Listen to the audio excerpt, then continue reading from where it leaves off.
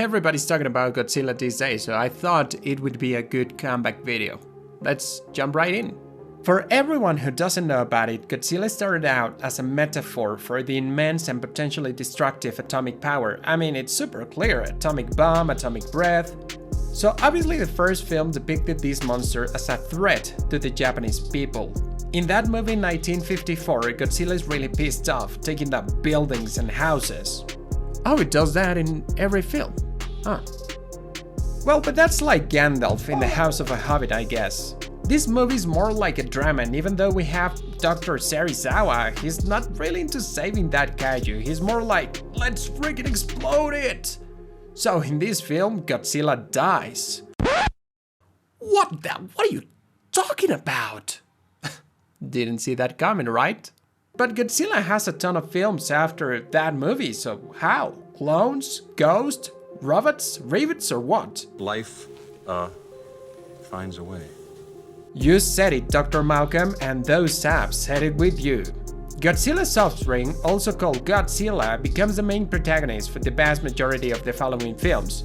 Now I have to be honest. The quality of the Japanese Godzilla movies is strange. Some of them are great, and some... well, I think images speak for themselves. Anyway, the next 15 movies... yeah, can't believe that either. Are part of the Showa era, the name of a political period in Japan. I'm not a huge fan of those, especially Son of Godzilla, but they introduced some of the classic kaijus to the Godzilla franchise, like King Kong, Mothra, King Ghidorah, Rodan, and Mechagodzilla. That one is still weird to me. These movies evolved and ended up with a mighty Power Rangers vibe, so... Next we have the Heisei era, that has one of my favorites from when I was a kid, Godzilla vs. Biollante.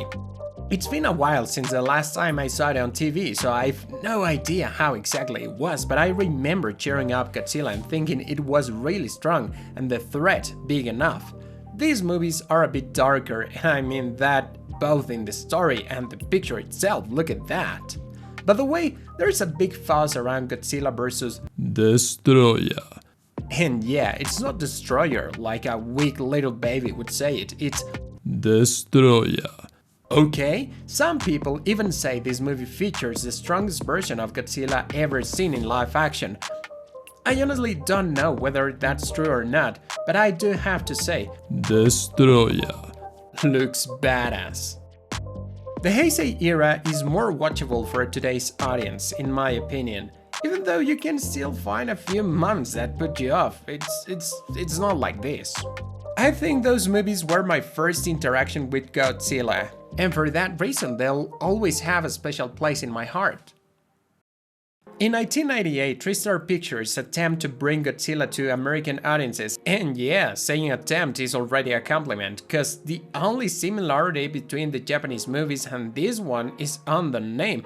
What the kaiju is this? I didn't know we were dealing with the remake of 1 million years BC. Million years BC. But the decision about the look is very obvious when you think about a very famous movie that came out 5 years before. Although the movie had a few good scenes, I'd say the best was just to be able to see how a Godzilla movie with no suits would look like.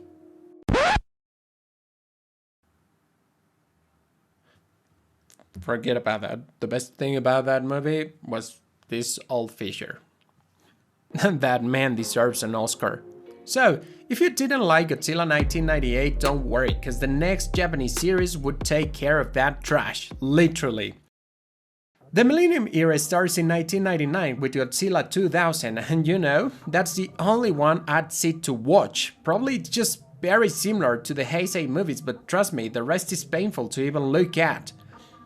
Suits go back to Mighty Power Rangers, plot is not especially good, there is too much CGI, and I'm sorry, but Japan is not known for its amazing use of CG. That's certainly something to think when you want to make a movie with over 10 monsters like Godzilla Final Wars.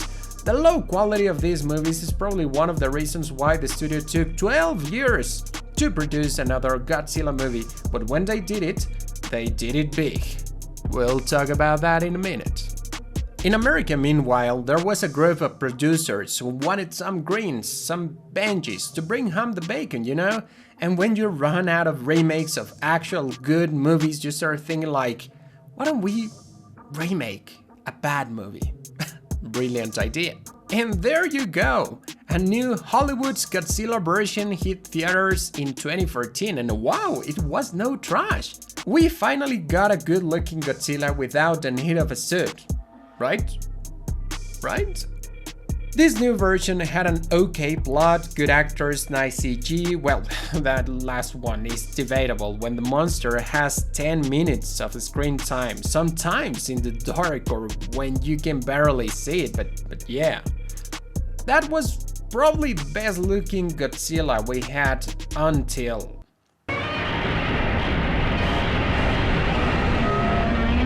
Shin Godzilla hit theaters on my birthday in 2016, and man, what a comeback!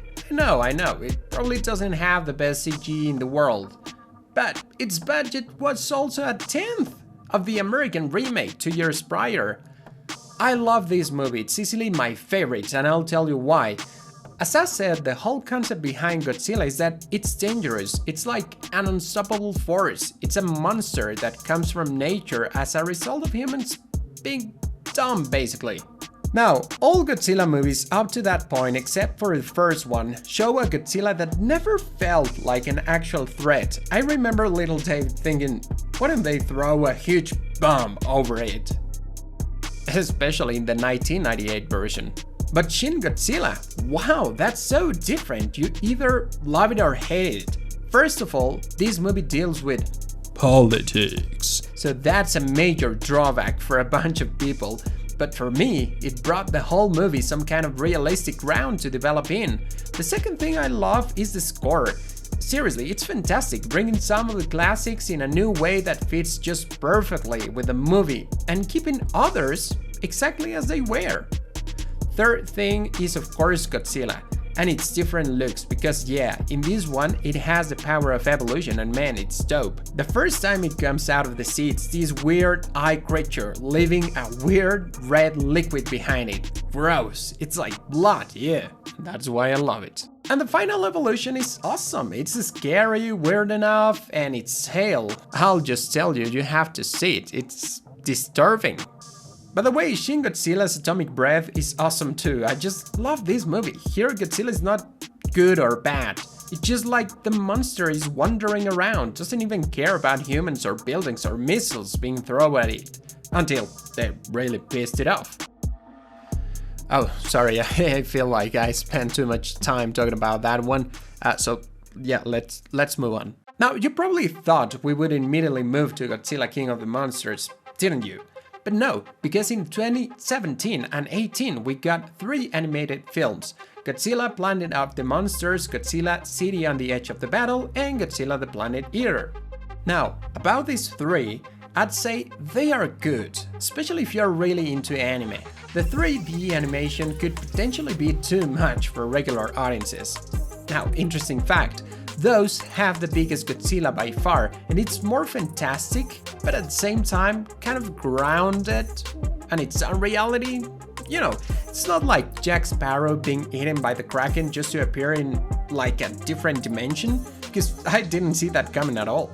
Finally, we have Godzilla King of the Monsters. Now, if you thought the first one didn't have a lot of monsters and the movie spent a long time developing human characters and plot, wish granted. The plot here is totally nonsense, and honestly, it's just an excuse to see some good old monster fights, good CG, and Godzilla being badass. Yes, humans still have a ton of screen time, but despite that, I couldn't care less about them and what they are up to. The fights are the real deal. I even wish I had a button to skip throughout human dialogues. So if you're up to switching down your brains a bit, give it a try. Other way, you should definitely get something else. We'll soon have what seems to be the final installment in this timeline, but I guess box office numbers will speak for themselves. Honestly, the plot doesn't have to be perfect, I just want to see Godzilla kicking some pragmatic ass. So that's it for today. Don't forget to subscribe, share, like, and leave a comment down below.